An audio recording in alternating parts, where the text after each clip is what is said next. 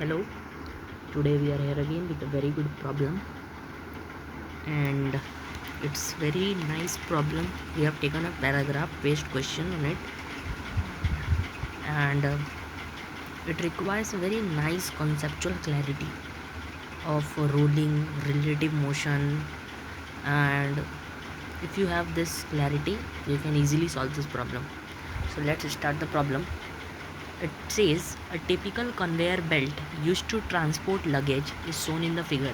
A strip of the conveyor belt is moving with constant velocity v0 towards the east, and its stationary homogeneous sphere of the radius r and the mass m is gently placed on the conveyor belt.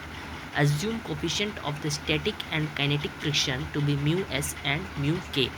Okay, now we have to solve this question. So first of all, the first question is which of the following statements are correct.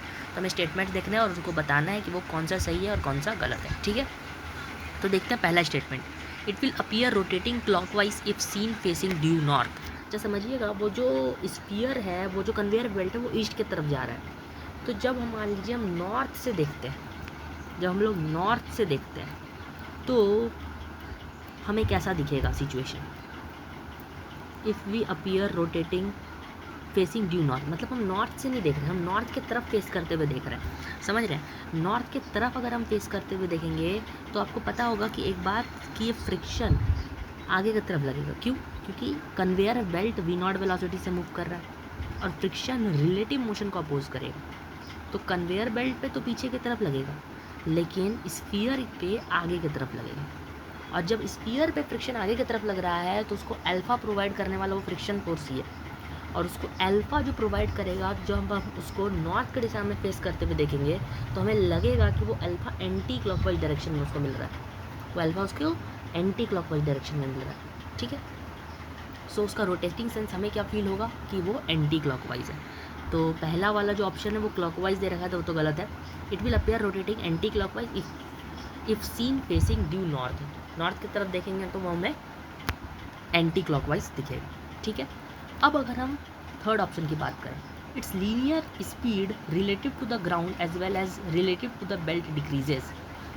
क्या linear speed दोनों ही frame में decrease होती हुई नज़र आएगी? समझते हैं. देखिए, सबसे पहली बात तो ये, जब हम लोग ग्राउंड फ्रेम में उसको देख रहे हैं तो बेल्ट तो वी नॉट वेलोसिटी से जा रहा है, फ्रिक्शन आगे की तरफ एक्ट कर रहा है ताकि उसका भी रिलेटिव मोशन वी नॉट, उसका जो लोअर पॉइंट है वो भी वी नॉट वेलोसिटी अटेन कर ले. मीन्स फ्रिक्शन सपोर्ट कर रहा है, इसको एक्सेलरेट करवा रहा है स्फीयर को. तो ग्राउंड फ्रेम में तो सीधा सीधा बात पता चल गया कि स्फीयर का जो वेलोसिटी है वो इंक्रीज़ हो रहा है, स्फीयर का वेलोसिटी इंक्रीज़ हो रहा है. लेकिन चलिए अब हम लोग समझते हैं इसको बेल्ट के फ्रेम में, कि बेल्ट के फ्रेम में एक्चुअली क्या हो रहा होगा. जब हम लोग बेल्ट का फ्रेम समझते हैं ना, तो बेल्ट के फ्रेम में इसको वी नॉट वेलोसिटी से इधर की तरफ ये मूव कर रहा है, वेस्ट की तरफ मूव कर रहा है बेल्ट के फ्रेम में, और फ्रिक्शन आगे की तरफ लग रहा है. तो friction is opposing in this case, तो इसकी जो लीनियर वेलोसिटी होगी उसको घटा रहा होगा फ्रिक्शन. ये बात आपकी क्लियरिटी मिल गई इसकी, कि इसकी लीनियर वेलोसिटी को ये घटा रहा होगा. तो डी ऑप्शन इसका सही हो जाएगा, क्योंकि its linear speed relative to the ground increases and relative to the belt decreases. This is very nice option, ये सही होगा. तो इसका जो आंसर होगा वो होगा B and D. B and D मतलब कॉन्सेप्ट आपका बिल्कुल क्लियर होना चाहिए इसमें, कैसे रिलेटिव मोशन हो रहा है. अगर हम लोग बेल्ट के फ्रेम में जाते हैं तो क्या होगा, अगर हम ग्राउंड फ्रेम से देखते हैं तो क्या होगा. क्लियर. अब हम लोग 21 क्वेश्चन देखते क्या है. After time T from the instant the sphere was placed on the belt, it starts pure rolling and moves with a velocity v relative to the ground. Which of the following are correct expressions for t and v? t और v का correct expression हमसे पूछा है. ठीक है, तो अगर हम समझें कि कब हमारा रोलिंग स्टार्ट होगा, रोलिंग तब स्टार्ट होगा जब उसका बॉटम मोस्ट पॉइंट की वेलोसिटी कितनी हो जाए, वी नॉट हो जाए. अब बॉटम मोस्ट पॉइंट की वेलोसिटी वी नॉट कब होगी, तो मान लेते हैं कि सेंटर की वेलोसिटी कुछ वी अटेन हो गया.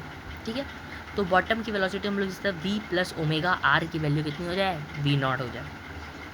अब एक्सेलरेशन हमें पता है, एक्सेलरेशन फ्रिक्शन प्रोवाइड कर रहा है, तो वो म्यू जी के बराबर होगा. और अल्फ़ा भी पता है, tau is equal to I alpha से हम लोग अल्फ़ा कैलकुलेट कर लेंगे. तो अल्फ़ा जो आ जाता है वो आ जाता है 5 म्यू जी बाई 2 आर. अब एट गिवन टाइम हम लोग वी भी लिख सकते हैं और ओमेगा भी लिख सकते हैं। तो गिवन टाइम पर हमने वी लिख दिया, ओमेगा लिख दिया। अब सिचुएशन जैसा बोल रहा है वैसा हम लोग कर देते हैं। V plus omega r is equal to v naught. इससे हमारा टाइम में आ जाता है, इससे हमारा टाइम आ जाता है। तो टाइम आ जाता है 2 V naught by 7 mu G, 2 V naught by 7 mu G. अब हमें से वेलोसिटी भी पूछ रखा है, तो वो ऐसे भी नेक्स्ट क्वेश्चन के लिए हमें सॉल्व करना था। तो देखिए वेलोसिटी अटेंड, सिंपली हम लोग वेलोसिटी के जगह में पुट कर देंगे म्यू जी इंटू टाइम। तो टाइम हमने फाइंड कर लिया 2 V naught by 7 mu G. तो इसकी वेलोसिटी भी आ जाएगी 2 वी नॉट बाई 7। तो जो सेकेंड वाला क्वेश्चन है उसका v की वैल्यू होगी 2 वी नॉट बाई 7 और टाइम कितना आया था हमारा, टाइम आया 2 V naught by 7 mu G, 2 V naught by 7 mu G. तो बी और डी ऑप्शन इसका बिल्कुल करेक्ट आंसर बन जाएगा। ठीक है, अब हमें लास्ट क्वेश्चन में क्या पूछ रखा है देखते हैं। लास्ट क्वेश्चन में क्या पूछा है, लास्ट में पूछा है work done by the kinetic friction on the sphere relative to the ground is W G and relative to the belt is W B, which of the following expressions are valid. जो भी expression होगा W G और W B का हमें value पूछ रहा है। तो वर्क डन ग्राउंड फ्रेम में और वर्क डन बेल्ट के फ्रेम में। अच्छा, वर्क डन फ्रेम डिपेंडेंट है, समझिएगा बात को, क्योंकि फोर्स तो नहीं है लेकिन जो डिस्प्लेसमेंट होगा वो फ्रेम डिपेंडेंट होगा। तो वर्क डन फ्रेम डिपेंडेंट है, तो वैल्यूज़ अलग अलग आएगी, ये हमें पता चल गया है। ठीक है, अब हम लोग ग्राउंड फ्रेम में पहले बात करते हैं। ग्राउंड फ्रेम में क्या हो रहा होगा तो समझिएगा। ग्राउंड फ्रेम की जब हम इसमें बात करते हैं तो ग्राउंड फ्रेम में हमारे पास सेंटर ऑफ मास के पास इनिशियली कोई वेलोसिटी नहीं है, ना ही ओमेगा है, ना ही स्फीयर के पास कोई ओमेगा है, लेकिन फाइनली एक वेलोसिटी वी अटेन होता है जो हम लोग फाइंड किए। एक फाइनली एक वेलोसिटी वी अटेन होता है और ओमेगा भी अटेन होता है। तो हम लोग simply work done by the friction is equal to change in kinetic energy लगा देंगे, चेंज इन काइनेटिक एनर्जी लगा देंगे। और काइनेटिक एनर्जी लिखने का तरीका half M we square plus half I omega square. For a body rolling body के लिए हम लोग simply half I omega square plus half M we square से काइनेटिक एनर्जी पूरा फाइंड कर सकते हैं। तो इससे जो आंसर आता है वो आता है 7 v m v naught square by 7। ये ग्राउंड फ्रेम में। चलिए बेल्ट के फ्रेम में समझते हैं क्या हो रहा होगा। बेल्ट के फ्रेम में इनिशियली वेलोसिटी वी नॉट है स्फीयर के पास, इनिशियली वेलोसिटी वी नॉट है स्फीयर के पास बेल्ट के फ्रेम में। बट फाइनली क्या होगा कि कोई वी वेलोसिटी अटेन हो जाएगा उसका सेंटर की वेलोसिटी जीरो नहीं हुई, समझिएगा बात को। सेंटर की वेलोसिटी जीरो नहीं हो रही है, जो ग्राउंड के साथ कांटेक्ट में जो पॉइंट है उसकी वेलोसिटी ज़ीरो होगी, लेकिन सेंटर का तो कुछ वी रहेगा। तो हम लोग सिंपली वही मेथड लगाएंगे, इस v minus omega r is equal to zero हो जाना चाहिए फाइनली। लेकिन आपको लग रहा होगा v माइनस ओमेगा आर क्यों, क्योंकि मैंने आपको पहले बता दिया कि जो v होगा इस केस में वेस्ट के डायरेक्शन में है और ओमेगा इस डायरेक्शन में मिल रहा है। तो जो हम लोग बॉटम मोस्ट पॉइंट की वेलोसिटी लिखेंगे वो v माइनस ओमेगा आर लिखेंगे। This is the twist, v minus omega r लिखेंगे तभी तो ज़ीरो हो पाएगा उस पॉइंट का वेलोसिटी।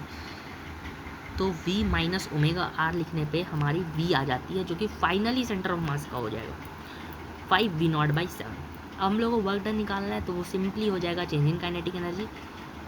फाइनल काइनेटिक एनर्जी हमारे दोनों है, ट्रांसलेशनल और रोटेशनल, दोनों हम लोग लिख लेंगे half M we square plus half I omega square. अच्छा remember, omega is frame independent, वो फ्रेम पे नहीं डिपेंड करेगा। ओमेगा जो ग्राउंड के फ्रेम से लिख रहे हैं वही हम लोग किसके फ्रेम से लिखेंगे, बेल्ट के फ्रेम से भी वही ओमेगा लिखेंगे।